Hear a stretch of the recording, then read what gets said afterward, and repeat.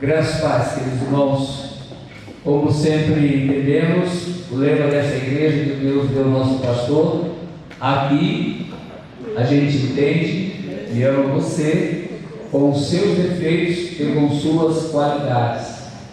Queridos irmãos, a mensagem de hoje fala um pouquinho sobre essa situação, qualidade.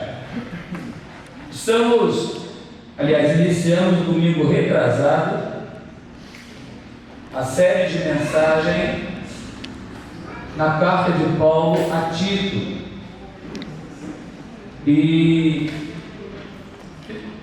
a primeira mensagem foi apenas a introdução da carta. Se você não ouviu a mensagem, não assistiu a mensagem, você tem a oportunidade que ela está no YouTube. Mas se você deseja também um PowerPoint, a introdução, como também o Word ou PDF, só entrar em contato. Me cobre, porque peço perdão que eu esqueço. Eu falei, irmão Márcio, esqueci, liguei para o irmão Márcio hoje. Mas a partir dessa introdução, Paulo ele traz a mensagem, e essa mensagem é muito atual. O tema da nossa mensagem é conduta cristã em tempo de crise. Conduta cristã em tempo de crise. Queridos irmãos, eu creio que mais estamos vivendo hoje são crises. Há muitas crises. Há muitas pessoas, por não ter uma conduta correta diante de uma crise, tem como resultado final uma dificuldade maior.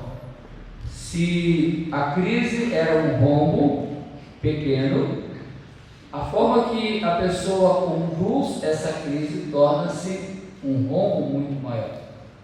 Não querendo fazer uma analogia, mas é como que Jesus falou: não se coloca vinho novo em odre velho, porque o vinho novo vai estourar o odre velho. Então, se você não souber se comportar diante de uma crise como cristão, você vai trazer sobre si e a partir de você uma crise muito maior, muito maior. O apóstolo Paulo tinha um grande desafio para tratar. Já estava instalado na igreja de Creta uma grande crise. E o texto de hoje mostra como Paulo procedeu para que essa crise fosse sanada, que ações ele tomou, que direções ele tomou, qual a conduta, qual o conteúdo que ele usou, de que forma ele usou a sua posição como apóstolo. Vamos então ao texto, Tito capítulo 1, verso 1 ao verso 4. Enquanto vocês abrem a Bíblia, eu quero recordar que a grande ideia desta carta, a mensagem que você vai compreender toda a carta, quando você participar de todas as mensagens, serão 9 mensagens, hoje é a segunda. É assim: a maturidade de uma igreja vem por meio do desenvolvimento de liderança saudável, que vive um estilo de vida condizente com a sã doutrina. A maturidade de uma igreja vem por meio do desenvolvimento de liderança saudável, que vive um estilo de vida condizente com a sã doutrina. Se a igreja tem uma liderança saudável, que vive um estilo de vida condizente com a sã doutrina, essa igreja vai poder lidar com qualquer conflito, vai compreender que os conflitos são oportunidades de crescermos. Amém?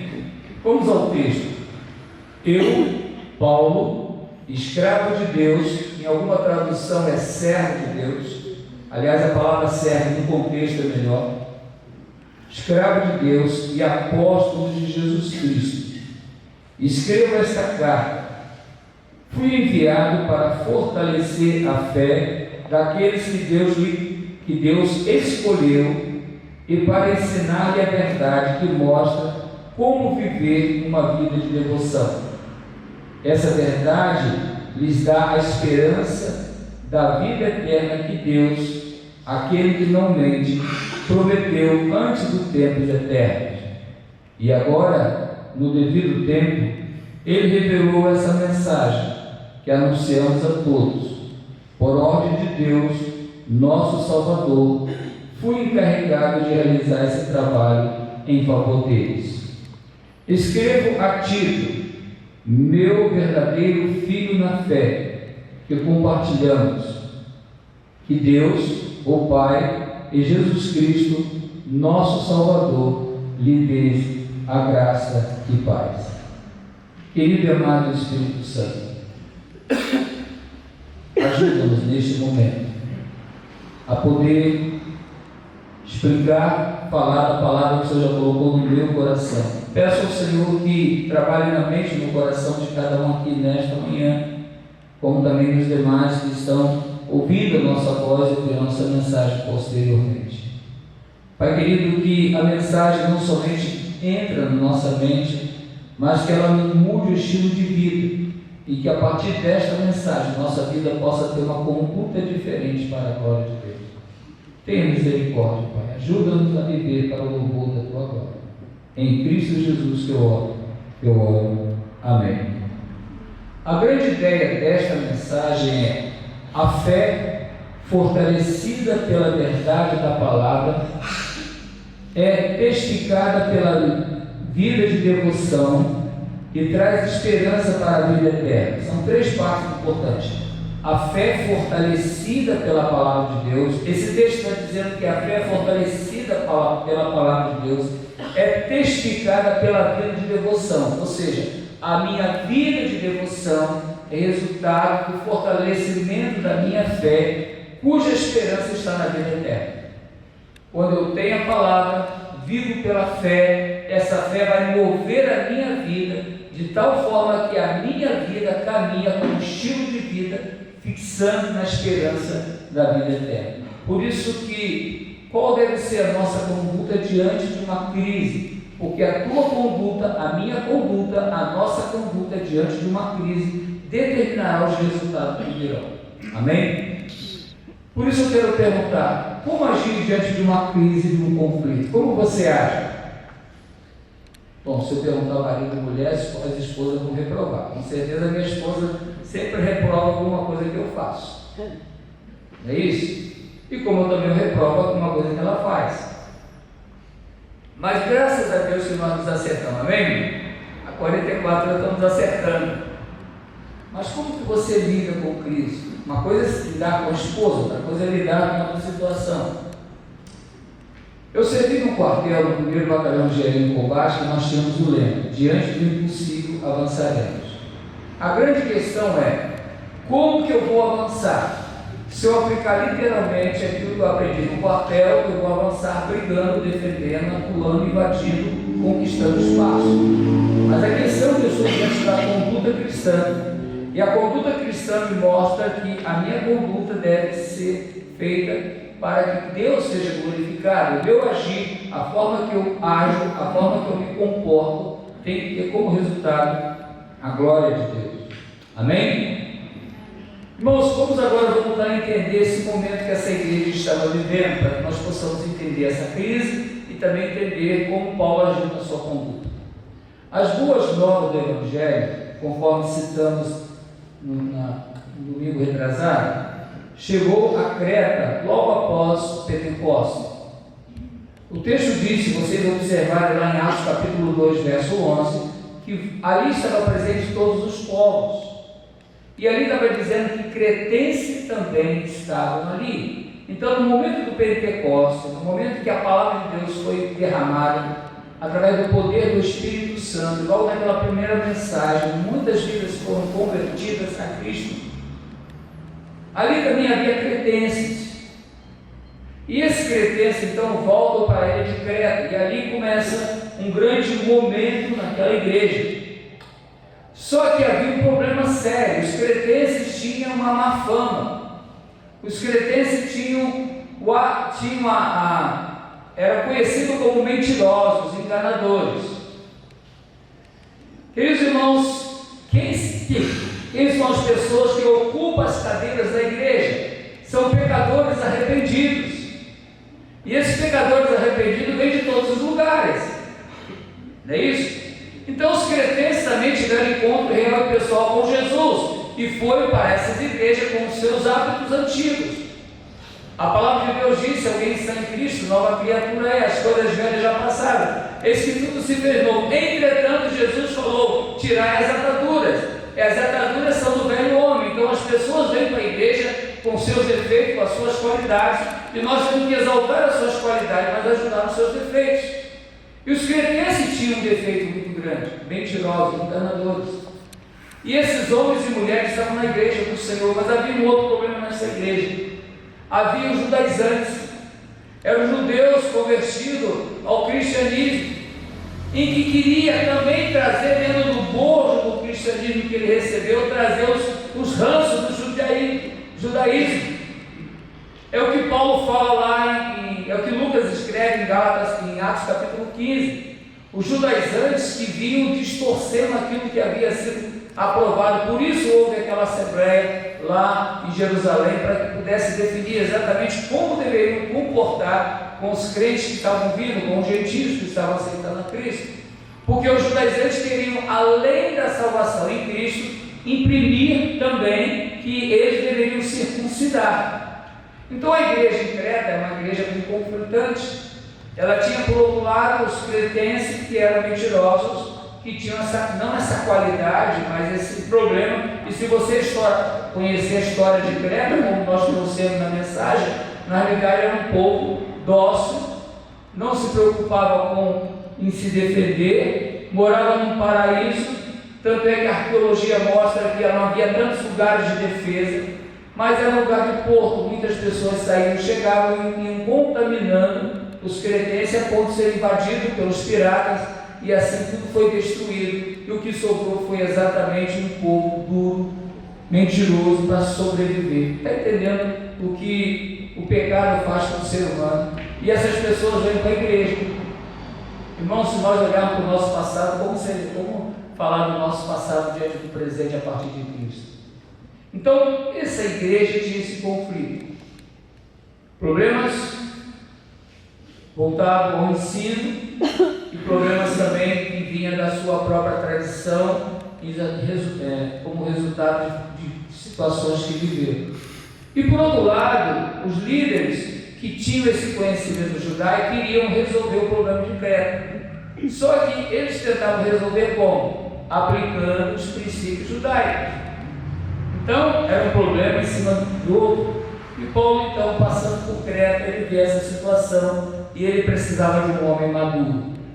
E esse homem era Tito, porque Tito precisava ajudar, porque havia nessa igreja um caráter distorcido. Olha o que Paulo diz, só para destacar o caráter distorcido dos cretenses. Esses ensina essas coisas, encoraja os irmãos a praticá-la, corrigindo-o com autoridade. Não deixe que ignore o que você diz. Ou seja, diante disso, Paulo dá uma ordem a Tito, lá no capítulo 2, verso 15: Tito, ensine essas coisas, encoraje os irmãos a praticá-la, corrigindo com autoridade. Corrigindo com autoridade, para a glória de Deus. Irmãos, então vamos ao texto agora. Tito capítulo 1. Vamos ao texto para que nós possamos agora entender como Paulo age na sua conduta. Paulo está então diante de um conflito e precisa resolver esse conflito de tal forma que haja transformação. Conforme eu falei, a questão não é resolver, a questão é que o final seja a glória de Deus. Antes de entrar propriamente no texto, eu quero chamar a atenção para os irmãos com dois textos muito importantes, que não faz parte do texto que iremos abordar, mas faz parte da nossa vida cristã, antes de entrar propriamente no texto. Os conflitos surgem no nível natural. Eu posso ter conflito com o robineiro, eu posso ter conflito com o lírio, surge no campo natural. Mas na conduta cristã, eu tenho que resolver o conflito olhando no nível espiritual. O grande problema é que nós, como cristãos, continuamos a tentar resolver os nossos problemas no nível somente natural. Claro que tem que resolver no nível natural, sim, temos que resolver. Entretanto, nós temos que saber que existe no mundo espiritual aquilo que potencializa os conflitos. Paulo, escrevendo em Efésios capítulo 6, verso 12, ele diz: não lutamos contra inimigos de carne e sangue, mas contra governantes e autoridades do mundo invisível, contra grandes poderes deste mundo de trevas, contra espíritos malignos nas esferas espirituais. Então, o meu problema com o Rio, o meu problema com o Rubinei, graças a Deus que não temos, a palavra de Deus diz: nada deveis a não ser o amor. E a dica que eu tenho com os irmãos é o amor. Mas quando eu estou diante de um conflito, eu tenho que tratar no mundo natural, mas tenho que compreender que ele é potencializado pelo mundo espiritual. O diabo, ele aproveita a situação para potencializar mais, trazer uma dificuldade maior. Mas diante então desta realidade, que a nossa luta é no mundo natural, mas é potencializada pelo mundo espiritual, Paulo também escreve em 2 Coríntios capítulo 10, do verso 3 ao verso 5, dizendo: embora vivamos neste mundo, as armas com as quais lutamos não são armas naturais, mas são armas espirituais, para destruir todo sofisma e fortaleza que vai contra o conhecimento de Deus. Ou seja, eu tenho que compreender que a forma que eu vou lidar com situações também começa no mundo espiritual. Quais são as armas espirituais? A oração, a palavra, o aconselhamento, a ajuda pastoral, a ajuda do irmão, o amar uns aos outros. Então, no contexto da igreja, eu tenho que entender essas duas dimensões. Existe a dimensão do mundo natural, a dimensão do mundo espiritual, e é necessário que eu entenda que, assim como os céus move a terra, nós somos cidadãos dos céus e também somos cidadãos da terra, mas é a partir do Senhor que nós tratamos os nossos conflitos. E diante dessa colocação vinda do apóstolo Paulo, ele então inicia esse momento nos mostrando suas credenciais. Olha como Paulo trabalha esse momento. Os versos 1 a 3, nós vamos ver origem, característica, conteúdo, alvo e serviço do serviço apostólico. Ou seja, o que eu estou dizendo? Origem, quando começou na vida do Paulo, as características, quais são as características de Paulo, qual o conteúdo da sua mensagem, qual o seu alvo, para que pudesse ser o serviço apostólico exercido nesse momento. Ok? Paulo, ele tem uma saudação um pouco grande. Vocês observando, eu, Paulo, escravo de Jesus Cristo, ele usa 3 versículos para fazer a sua introdução. Se vocês observarem, 1 Timóteo, 2 Timóteo, a introdução do Paulo é bem pequena, mas aqui ele faz uma introdução maior. Somente Romanos, a sua carta a Romanos, que tem uma introdução maior do que esta. Agora é interessante que Paulo, na sua introdução, além da saudação, ele mostra o caráter e o propósito dele, ou seja, ele mostra como ele vai agir. Ele enfatiza que a sã doutrina deve estar ligada a uma vida de santificação. Irmãos, é muito importante aqui, vocês vão observar. Deixa eu ler de novo para vocês compreenderem. Eu, Paulo, escravo de Deus e apóstolo de Jesus Cristo, escrevo essa carta. Ele poderia imediatamente apresentar Tito, mas ele não. Ele faz o quê? Ele mostra o conteúdo que ele vai trabalhar nessa devoção, nessa saudação. E outra coisa, ele mostra o alvo também que ele quer alcançar. Por quê? Paulo está diante de um problema sério a resolver. Então, na sua introdução, ele já vai dizer exatamente como que ele vai trabalhar naquele conflito. Queridos irmãos, o grande problema do conflito são as palavras iniciais. Você está diante do conflito e começa a falar coisa que não deve. E depois que você falou, você jogou no ventilador, meu irmão. Acabou. Palavras lançadas, olha, é difícil reconstruí-la. Não se reconstrói. Por isso que diante do conflito aqui, Paulo, com certeza, estava muito indignado. Ele então ele se apresenta, Paulo, escravo de Deus e após Jesus Cristo. E aí ele começa: fui enviado para fortalecer, para ensinar, cuja esperança é a vida eterna. Então observamos o que? Paulo ele enfatiza logo na devoção a sã doutrina. E aqui ele fala uma coisa interessante, nós vamos entrar com mais profundidade. Anda de mão dada a doutrina com o estilo de vida. Irmãos, prestou o que eu falei? Anda de mão dada a doutrina com o estilo de vida. Vindo para cá, eu falei com a minha esposa: amor, eu tenho que pregar, mas eu tenho que viver aquilo que eu prego. E se eu viver, e quando para eu pregar, eu tenho que viver aquilo que eu prego. Agora, para eu viver aquilo que eu prego, me autoriza a pregar. Está entendendo o que eu estou dizendo? Não é um paradoxo, mas, por exemplo, não adianta eu falar algo que eu não estou vivendo algo.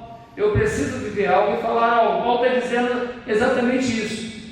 É preciso que aquilo que eu conheça seja estilo de vida para mim. O que acontecia com os cretenses?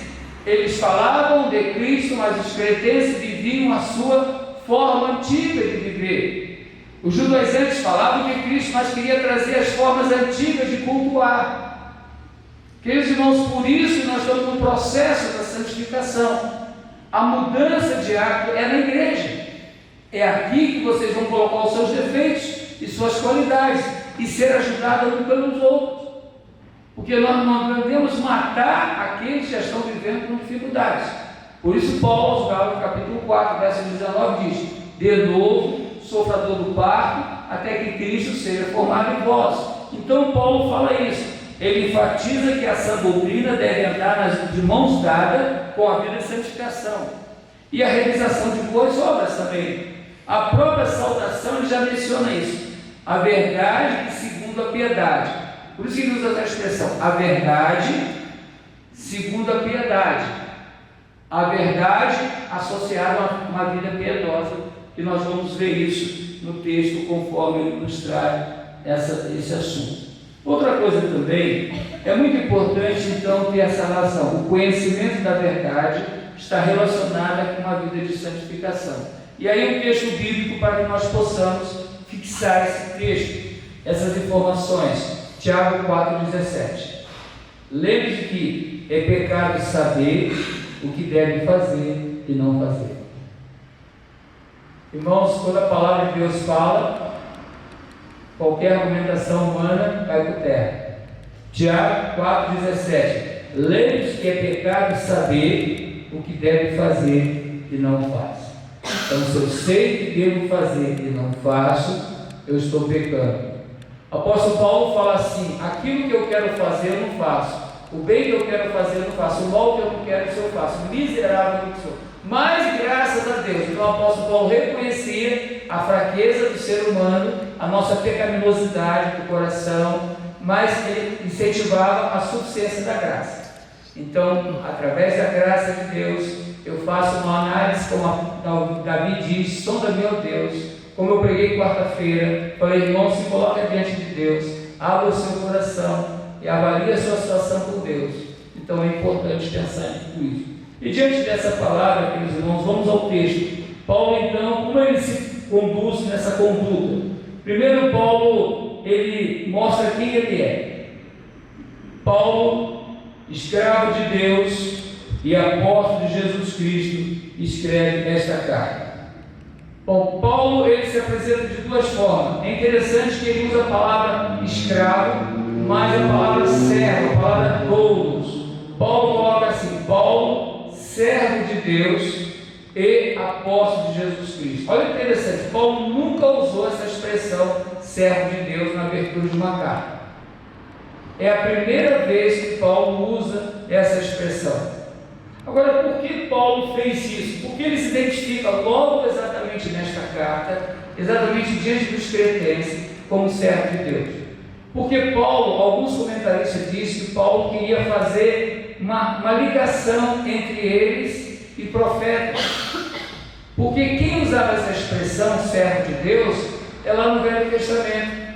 Moisés, servo de Deus, os profetas, eles como homem, como servo de Deus, traziam uma mensagem de Deus. Então alguns comentaristas entendem que Paulo usou a expressão servo de Deus para que pudesse mostrar àqueles hereges, judaizantes, aqueles judeus, que Paulo tinha uma autoridade, tinha uma ligação direta lá com Moisés e os profetas. Está entendendo isso? Às vezes a gente pensa que Paulo simplesmente coloca por colocar. Não, eu estou ligado à promessa de Abraão. Eu conheço as leis de Moisés. Eu tenho a credencial de ser alguém que tem, através da misericórdia de Deus, autoridade para falar. Está entendendo isso? Agora ele continua, apóstolo de Jesus Cristo. Por que apóstolo de Jesus Cristo? Irmãos, para ser apóstolo, a pessoa deveria caminhar com Cristo desde o início.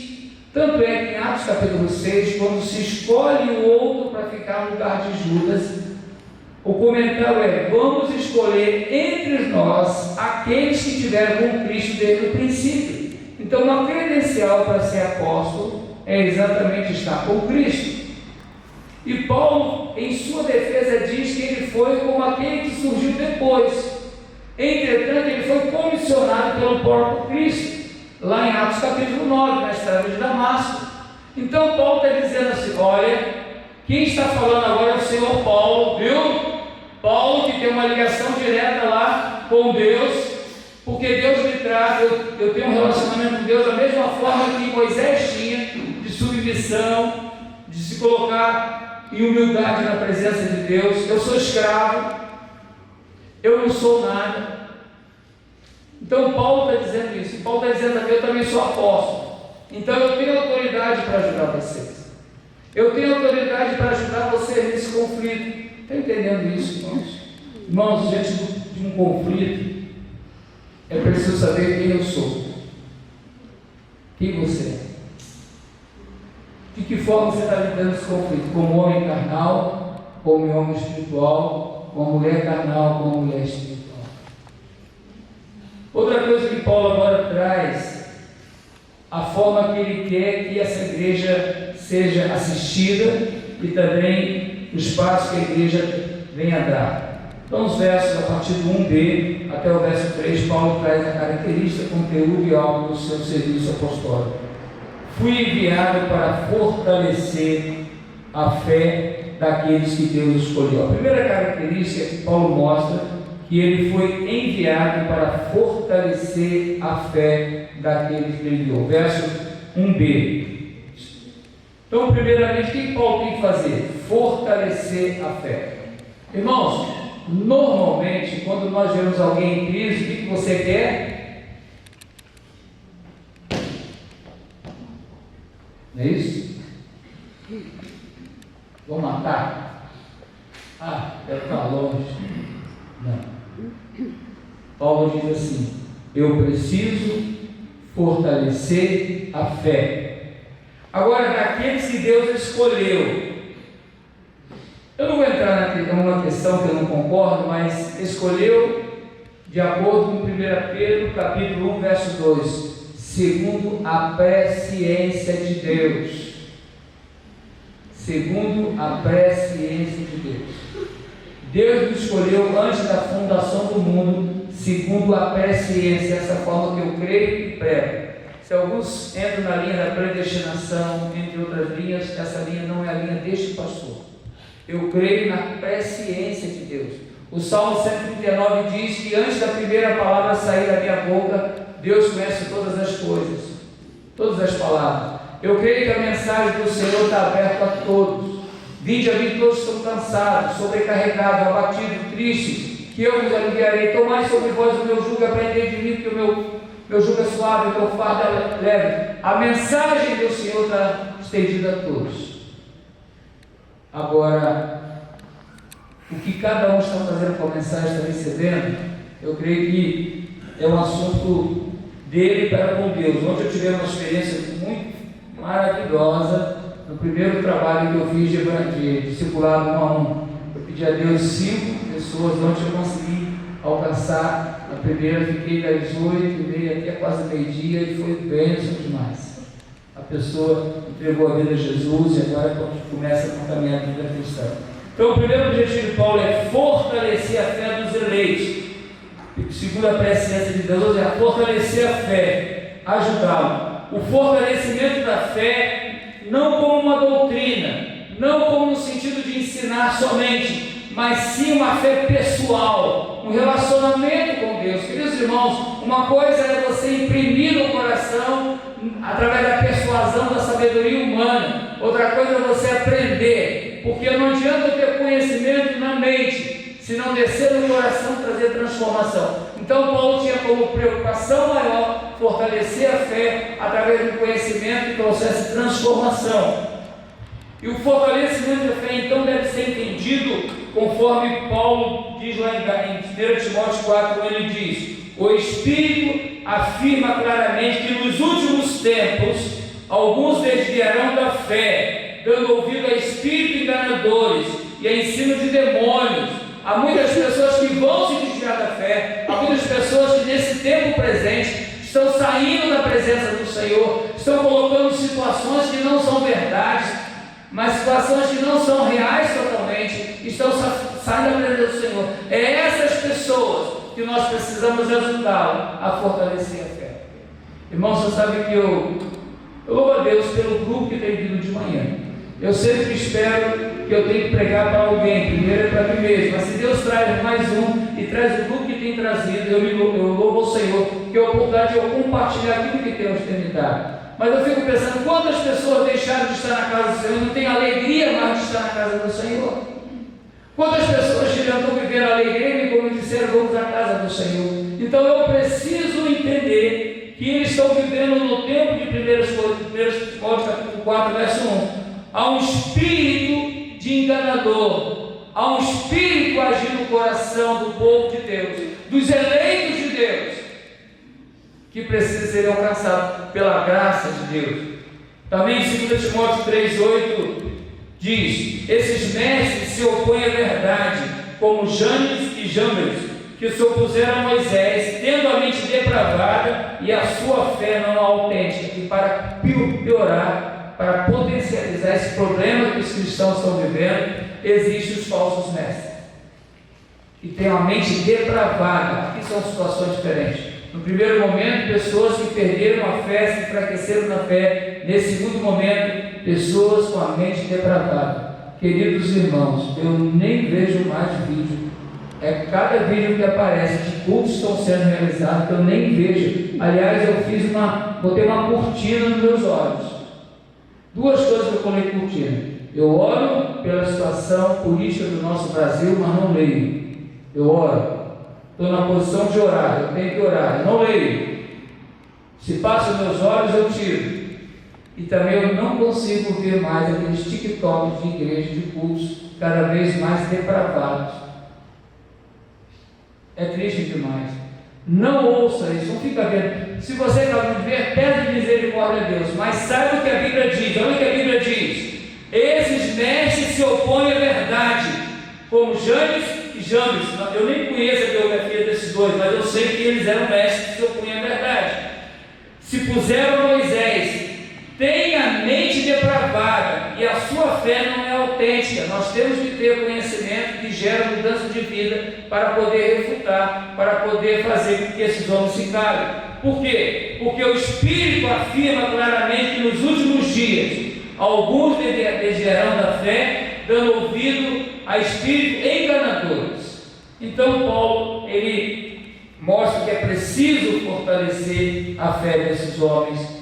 Queridos irmãos, a aplicação para a nossa vida, em momentos de crises, dificuldades, somente é possível vencer quando buscamos também fortalecimento da fé em Cristo. Porque se eu estou vivendo um momento de crise, eu estou questionando situações que eu estou vivendo, eu preciso voltar para Cristo. eu preciso voltar. Eu preciso fortalecer a minha fé. Aqui Paulo está fortalecendo a fé do outro, mas eu preciso fortalecer minha fé. Amém? A segunda coisa que Paulo mostra, já na sua introdução, como ele vai tratar do problema dos cretenses, é que a verdade é testificada pela vida de devoção. Aquilo que eu falei no início. E para ensinar-lhe, verso 1, verso C, e para ensinar-lhe a verdade que mostra como viver uma vida de devoção. Olha só como é que o texto é claro. Eu estou usando a NVT, nova versão transformadora. E para ensinar-lhe a verdade, que verdade é essa? A verdade em Cristo, que mostra como viver uma vida piedosa. Um dos problemas que os cretenses tinham, que Paulo iria enfrentar, que eles desviaram da verdade. Olha só, verso 1:10 diz: rebeldes que promovem conversas inúteis enganam as pessoas. Meus irmãos, vou fazer um parênteses aqui. Sabe qual é o maior problema que a igreja vive hoje? Maledicência. Posso falar com muita tranquilidade. Como pastor de vocês, maledicência, falar mal, o xixo. O diabo ele se aproveita dessa situação. Você conhece a história de 2 demônios? Um gordinho e um magrinho? Conhece a história de 2 demônios? A história é melhor de ouvir, não é isso? Vamos fazer, Jesus gostava de fazer isso. Havia 2 demônios, um gordinho e um magrinho, e os dois foram se encontrar com o diabo. O diabo querendo prestar conta dele, aí está, trabalho lá. Aí chegou o gordinho e falou: aquela igreja lá está uma bênção, aquela igreja. Eu nem tenho trabalho, eu jogo um probleminha aqui na frente e daqui a pouco está todo mundo brigando. Eu falo de um irmão, o outro já quer defender, o outro quer acusar, então logo fica uma bagunça. Eu não preciso fazer muito. Uma vez por semana eu jogo um problema, dura a semana toda. Aí na segunda-feira eu jogo outro problema, dura a semana toda. Estou deixando o pastor de cabelo branco. Ele já está tendo alguns infartos. As pernas do pastor estão ficando ruim. O coração do velhinho está piorando. E aquele que é novinho também não está indo muito bem, não. Estamos conseguindo. Dá para entender isso? Estou falando a linguagem de vocês? Aí chegou o demônio magrinho, franzininho. Diabo, não dá para ficar naquela igreja, não. Toda vez que eu levanto problema algum junto em oração, o grupo de terça-feira começa a orar mais. Aí convoca no grupo batizado dele, as mulheres, os homens, convoca todo mundo, o pastor convoca todo mundo. Surge um problema na igreja, todo mundo chega de oração, vai orando, procura ajudar o outro. Eu não aguento mais. Eu não aguento descanso um minuto. Nem à noite eu descanso. O pastor começa a orar às 3 horas da manhã, aí a hora 4, 5 horas. Aquela igreja Betel não tem jeito, não. Irmãos, está entendendo? Sabe, irmãos, precisamos pensar na verdade que leva a ter a atitude correta. Paulo está dizendo que a verdade é testificada pela vida de devoção. Vida de devoção aqui é uma vida piedosa. Irmãos, é você amar o irmão. É você sentir a dor do irmão. Você tem que corrigir. Eu estava atendendo uma pessoa, ela levou um susto. Eu falei: o problema seu é você é idólatra. Ela levou um ficou até assim. Eu acho que foi muito pesado. Aí eu falei assim: olha, se Deus fez tudo por você, por que você ainda continua querendo ser maior do que Deus? Deus fez tudo por você e você quer ser maior do que Deus. Você não consegue se perdoar. Deus já te perdoou e você não se perdoa. Irmãos, a vida de devoção é viver exatamente isso.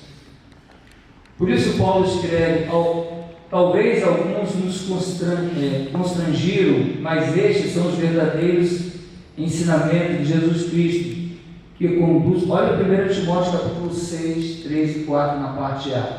Talvez alguns nos constrangiram, mas estes são os verdadeiros ensinos do Senhor Jesus, que conduzem a uma vida de devoção.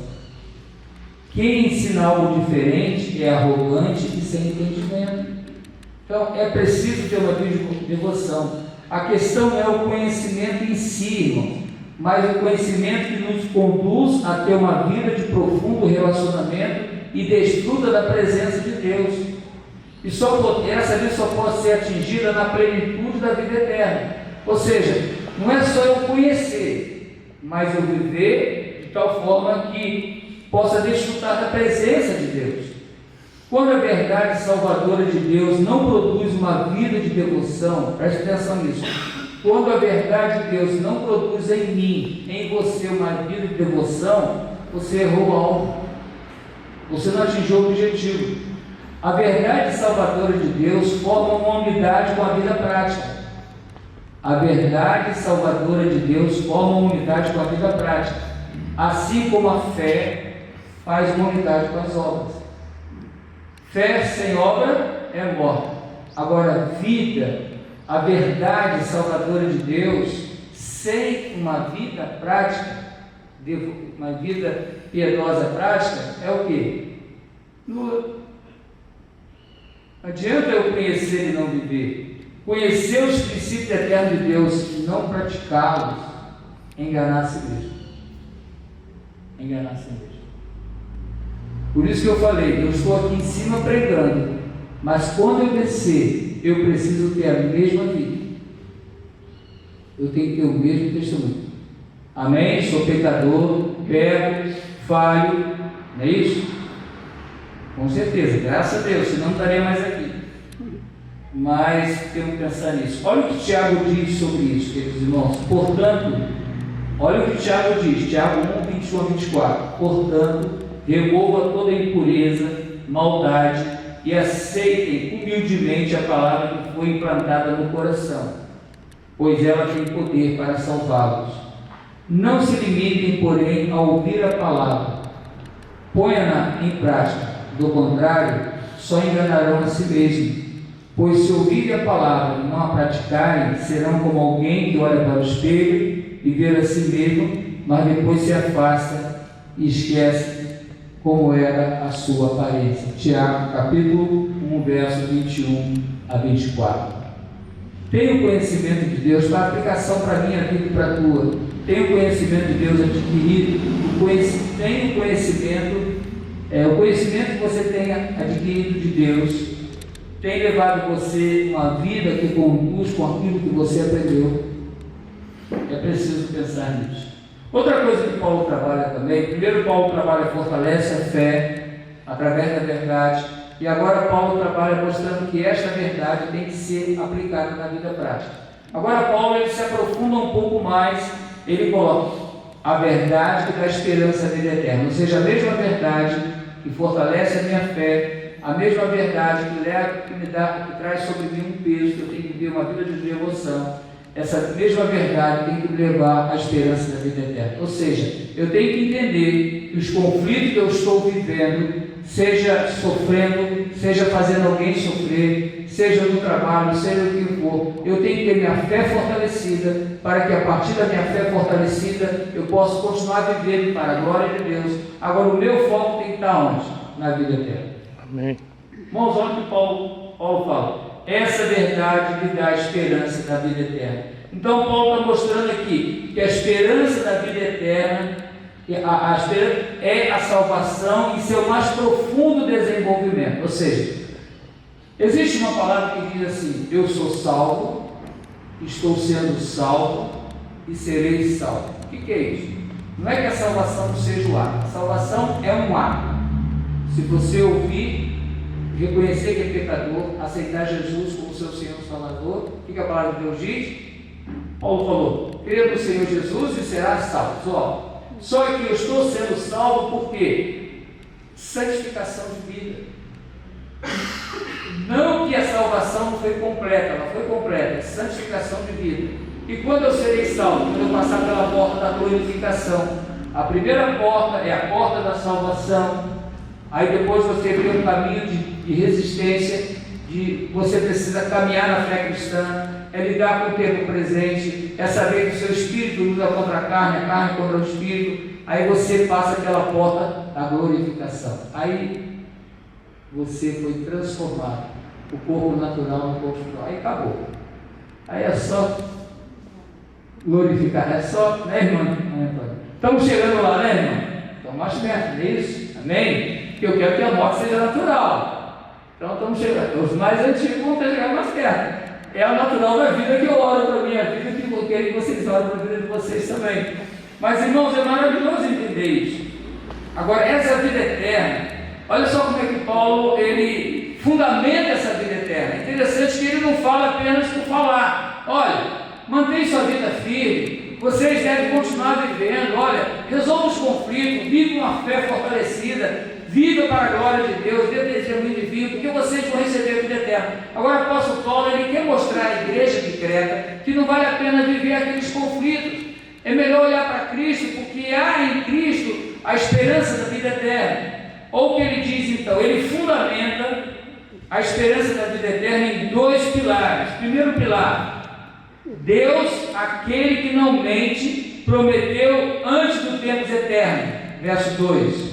Ele está fundamentando em quem a vida eterna. E quem te dá a garantia da vida eterna, queridos irmãos? Olha o que o apóstolo Paulo fala. Deus, aquele que não mente. Paulo precisava falar isso, Deus, aquele que não mente? Não. Ele está falando para os crentes, está falando para nós, ó. A vida eterna, meu querido irmão, é garantia por Deus. E Deus não mente. E Deus prometeu antes dos tempos eternos. Quando é que Deus prometeu a vida eterna? Gênesis capítulo 3, verso 15. Como que Deus deu start? Logo em seguida. Primeiro separando Adão do jardim. Agora Deus começa todo um processo. E esse processo tem um marco. Abraão. A partir de Abraão, todas as famílias da terra seriam o quê? Abençoadas. E esse marco continua, tem outro marco, Gálatas capítulo 4, verso 4, na plenitude do tempo, Deus enviou. Então Deus promete, Deus prometeu.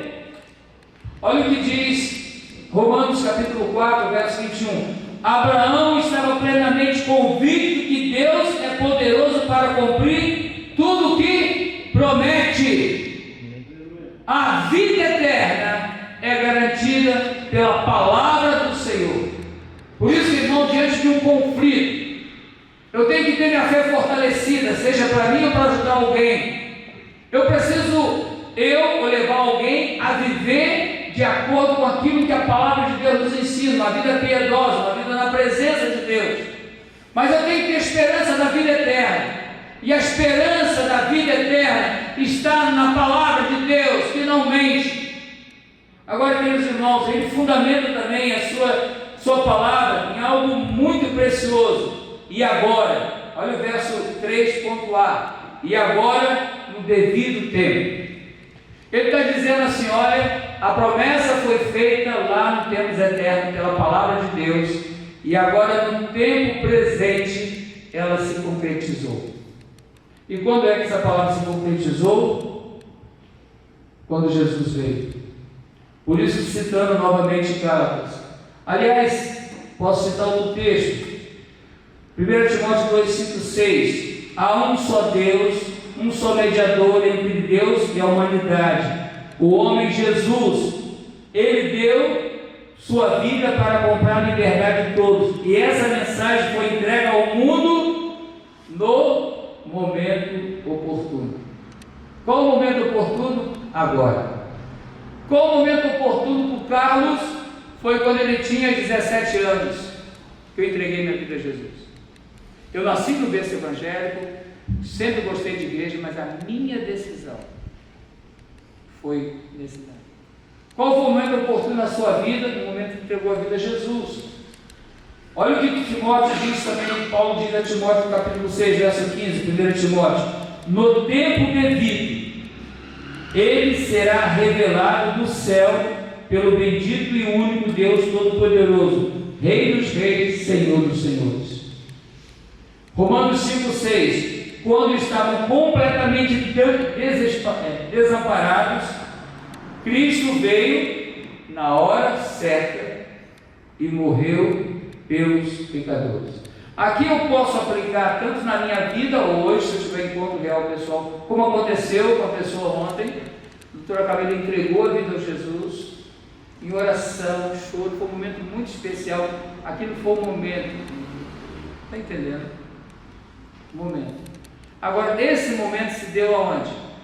Há 2.000 anos atrás, quando Jesus veio em carne, habitou entre nós, morreu e ao terceiro dia ressuscitou, e está à direita de Deus e intercede por nós. Amém. Queridos irmãos, no tempo devido. Então o que Deus deseja? Deus deseja que todos sejam salvos e cheguem ao pleno conhecimento da verdade. 1 Timóteo capítulo 2, verso 4. Agora há um tempo que, pela misericórdia de Deus, através do sangue de Jesus Cristo revestido sobre nós, através da pessoa do Espírito Santo que convence do pecado, da justiça e do juízo, é preciso alcançar as pessoas a partir da pregação das boas novas, da pregação do Evangelho. O conteúdo principal da pregação é Jesus, o Redentor. Ele é a palavra da salvação, da graça, da vida, da reconciliação. Ele é a palavra de Deus aos seres humanos. Então Jesus é a palavra. Por isso, queridos irmãos, precisamos pensar nisso. A nossa fé está fundamentada na palavra de Deus. A nossa fé está fundamentada na certeza que um dia estaremos com o Senhor na glória, que assim como Jesus ressuscitou, também iremos ressuscitar. E Paulo então encerra o versículo 3. Ele, Deus, revelou essa mensagem para que anunciamos a todos, por ordem de Deus, nosso Salvador, fui encarregado de realizar esse trabalho em favor de vós. Agora Paulo encerra a sua palavra inicial, depois de fortalecer, mostrando a forma que ele estará trabalhando. Ele fala assim: eu fui encarregado de fazer isso. Então Paulo assume essa posição. E no final, então Paulo ele apresenta Tito. Escrevo a Tito, meu verdadeiro filho na fé, que compartilhamos, que Deus, o Pai, e Jesus Cristo, nosso Salvador, lhe dê graça e paz. Paulo está dizendo assim: agora eu quero apresentar a você, Tito. E é interessante que ele fala Tito, filho na fé, que compartilhamos. Nós, como precisamos ter filhos na fé. Quando no Dia das Mães, o Espírito Santo me tocou no coração, não somente abençoa as mães naturais, mas também as mães espirituais e aquelas que serão mães. Algumas que não podem ser mãe, por motivo pelo qual não entendemos. Mas Deus vê você como mãe espiritual, como aquela que tem que cuidar de tantas vidas preciosas. E como foi importante na minha vida mães espirituais. E não que associar a minha mãe me fortaleceu a fé em Cristo Jesus. E Paulo então chama Tito, verdadeiro filho na fé que compartilhamos. Tito abraçou a fé em Cristo por meio da proclamação da palavra através de Paulo e trouxe fruto para a glória de Deus. É interessante que quando eu estava lendo o Tito, eu lembrei do reino ministerial da Armando Bispo, pastor Armando Bispo. Pessoa certa, no lugar certo, pela razão certa. Tito foi a pessoa certa. Tito estava no lugar certo, pela razão certa. É interessante que Tito, ele sempre foi um homem muito aplicado. Eu até coloquei, repetindo o que eu falei, Tito é mencionado em Atos em alguns momentos. O seu nome significa louvável, ele se converteu através da pregação de Paulo. Agora, Tito ele tornou-se muito conhecido a partir dessa experiência que ele viveu em Creta. A partir da carta que ele recebeu de Paulo, Tito então passa a viver um tempo novo, passa a ser conhecido E a sua mensagem chegou até nós para compreendermos que há momentos na sua vida que Deus vai marcar a sua vida para marcar a vida de outro. Talvez você esteja assim, eu não faço nada, eu não tenho condições, eu tenho dificuldades, mas Deus pode, a partir de hoje, marcar a sua vida e você ser um novo tipo, um novo homem, uma nova mulher, e venha marcar a sua geração como você já marcou e continua marcando, mas poderá marcar muito mais para a glória de Deus. Amém? Irmãos, a fé fortalecida pela verdade é testificada por uma vida de devoção e nos traz a esperança da vida eterna. A fé, quando eu tenho uma vida fortalecida pela fé, essa fé vai me mover a ter uma vida de devoção. E eu não vou sair dessa devoção, porque eu sei da esperança que há em Cristo Jesus. Amém. Meu irmão, minha irmã, por que eu continuo ainda com tanta alegria pregando a palavra? Porque eu não consigo prender no meu coração. Vai estourar meu coração se eu não compartilhar o que eu tenho. Vai estourar. Como que eu vou? Ou vai estourar ou vai endurecer meu coração. Aí ele endurece meu coração, eu não consigo falar mais nada. Eu preciso proclamar as boas novas de salvação que Deus tem me dado o privilégio de ver. Quando eu penso que está piorando, Deus já deu um renovo. Quando ele pensa também, é por isso que agora eu tenho que deixar Deus cuidar de cada etapa da nossa vida, amém?